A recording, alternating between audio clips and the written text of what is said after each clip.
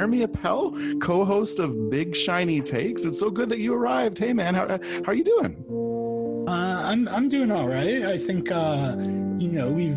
we've got a hatchet to maybe bury tonight. I know, and I really appreciate. It's such a big gesture that you even came, and I'm so happy that you and your co-hosts all arrived. Actually, Marino Greco and Eric Wickham are already here. They're hanging out in the rec room. Hey, you guys, Jeremy's here. Okay, let's go. I just wanted to say that I am nothing if not forgiving. I appreciate that. Yeah, we need to hammer some things out. I know. Okay, well, hold on a sec. Let's put your bags down. So what do you got in that plastic grocery bag? What kind of chips did you bring, Jeremy? I brought all dress.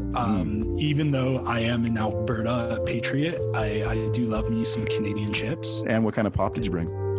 And I brought Dr. Pepper. Oh, yeah. Because I think it's the best pop. Well, I hope that we resolve our differences, because I really like Dr. Pepper as well. Marino, show us what chips did you bring? I'm more of a Cool Ranch guy. Ooh, it's Andre? Doritos. Cool Ranch Doritos. Yeah. Wow, I forgot that you're rich, so you're able to get the Doritos. That's awesome. What kind of pop did you bring?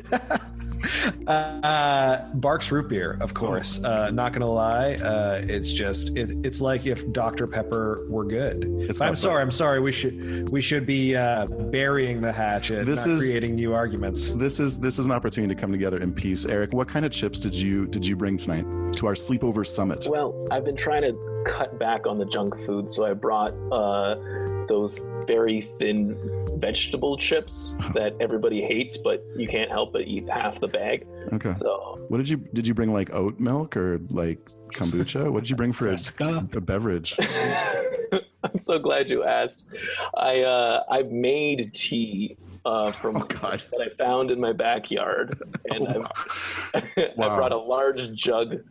It's terrible, completely unsweeted. Okay. But I will insist that you all have a drink. That's surprising, because I did think you would come here and kind of like I had asked that you guys bring chips and pop. But you know what? I'm not going to fight about it. I wanted us to come here together and I wanted to work out our differences, resolve this issue that came up last week. I'm really lucky that my parents are out of town. It's my chance to have fun and invite you guys over for a sleepover slumber party summit, where I do believe we're really going to resolve that really strange online conflict that we had last week. So, Jeremy, it was hard for me. I didn't like being put in that position, but maybe remind me what happened. Well, we were trying to expose the truth about the Ouija scandal and crooked Justin Trudeau, and the various ties between the Kielburgers. And you said that you wouldn't put Harbinger's name on that, and I found that just a disgusting abuse. Let's not use language like that. I want to take this opportunity to remind you guys that we are a centrist podcast collective, and we are not into attacking the big guy. We're not into attacking the Prime Minister. This is not our angle. We're trying to be really welcoming to centrists, to liberals. This is why I really felt like it was a conflict of interest for us, and for Big Shiny Takes, the pundit pummeling podcast that you three host. It really didn't seem appropriate, and so I'm wondering, tell me why I'm wrong, Eric. We have an understanding for how we operate. You know what, Andre? I don't want to be the person who throws my co-host into the bus, but just like you always say, don't let perfect be the enemy of good. Okay, so the Ouija Foundation does a few things that are out of sorts. Ouija Day is so much fun, and they give out little flashy things to all the kids, and they spread hope like it's a disease, and that's kind of good, right? I think that's really good, and so that's definitely where I was coming from. But I'm beginning to feel like maybe I was a little off base. Marino, tell me a little bit more about why you guys really push back against this. There's just a lot of people out there who think that it's just more important to stand with a neoliberal orthodoxy than critique it. The mainstream media environment is pretty homogenous in terms of it's opinion writing, and there's like a central tack that doesn't get questioned a lot. So we just want to kind of actually hold truth to power. I think that's the whole point of the Big Shiny Takes project and the Big Shiny Takes Institute, our new think tank. Yeah, that's right. You're playing with the big boys now, Andre. I don't know if you knew that, but we have a think tank. So I would appreciate it if you showed us some respect. I am showing you respect by hosting you guys for a slumber party here at my parents' house on this chilly winter night, and you guys are all enjoying the Christmas lights that are up and just like the good vibes. You know, we're going to be watching Die Hard and RoboCop in a double bill later on this evening. We're going to be eating chips and drinking pop. So I think we are here to have a good time together and to have some fun. But I'm really hearing you guys, and I'm definitely feeling more sympathetic. Okay, you know what? So Jeremy, what if we make a safe space for these kinds of attacks on the Prime Minister? Would that make you happy? Would that stop you from, publicly airing these grievances on Twitter with Harbinger? Yes, I just have to run it past our legal counsel, the guy by the name of Alex, who also he hosts a podcast called House of Decline. And for legal, past him, we should point out he's not a real lawyer anymore. But go on. Yeah, he's not a real lawyer, but he didn't lose his law license because of malpractice. He did not, and people can hear more about that. Pay them money on the most recent episode, one of the most recent episodes of Big Shiny Takes, and he was a great guest on that episode where you destroyed, if I may, Jordan Peterson's lawyer and another dipshit National Post contributor. So actually, let's pivot here to talking a bit about Big Shiny Takes, because you guys know I'm a huge fan, right? You guys do an amazing show that no one else in Canada is doing. And on this most recent episode, it was Howard Levitt, and who was the other dipshit?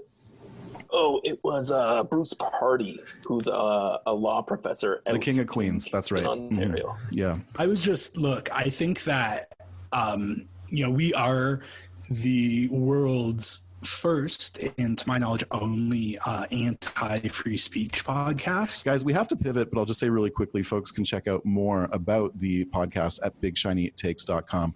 But one of the things I was really excited to also explore with you guys a bit this evening at our Slumber Party Summit is I'm reading Abby Hoffman's autobiography, and he's one of the subjects of that new Chicago 7 television program. It's so good, and Hoffman was one of the members of the Yippies, which was a 60s and 70s American kind of like agitprop far left group. They organized a protest around the Pentagon where they quote tried to make it levitate. But his collaborator in the Yippies, his collaborator in mischief, was a guy named Jerry Rubin. And what's really interesting about Jerry, because he was just another totally wild, essentially agitprop hippie, right? He sold out. He basically did a solid decade or more of being an activist and doing this crazy shit. And then sometime in the mid-70s, he decided to reinvent himself as a businessman. And he actually joined a Wall Street brokerage firm. And he said, quote, I know that you can be more effective today wearing a suit and tie and working on Wall Street than you can be dancing outside the halls of power or the Pentagon, as it were. So in the 1980s, he became known for his promotion of business networking and created something called Business Networking Salons.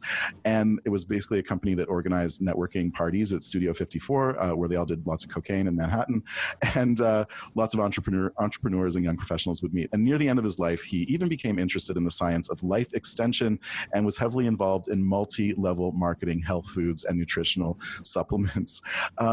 Unfortunately for Jerry, in 1994, he got hit by So he was like a brain pills guy? Yeah. So he went from radical left, tear down the government, tear down the system, to multi-level marketing and nutritional supplements. And then in 1994, the poor guy gets hit by a car. He's hospitalized and dies 2 weeks later in the hospital from a heart attack.